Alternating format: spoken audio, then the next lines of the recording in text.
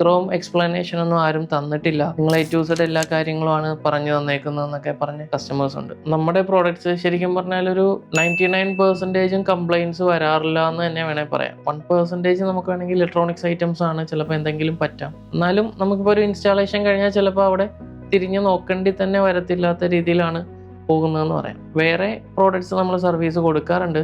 ഇപ്പം ചില സ്ഥലത്തൊക്കെ ഇൻസ്റ്റാൾ ചെയ്ത് കഴിഞ്ഞ് പിന്നെ സപ്പോർട്ട് കിട്ടാത്ത സോളാർ പ്ലാന്റ് ഒക്കെ ഉണ്ട്. അതിനൊക്കെ നമ്മളിപ്പം ഓഫ് ഗ്രിഡ് ആയിരുന്നു കൂടുതലും നമുക്ക് നേരത്തെ കിട്ടിയിട്ടുള്ളത്. ഓഫ് ഗ്രിഡ് എന്ന് പറഞ്ഞാൽ ബാറ്ററി ഉള്ള സോളാർ സിസ്റ്റംസ്.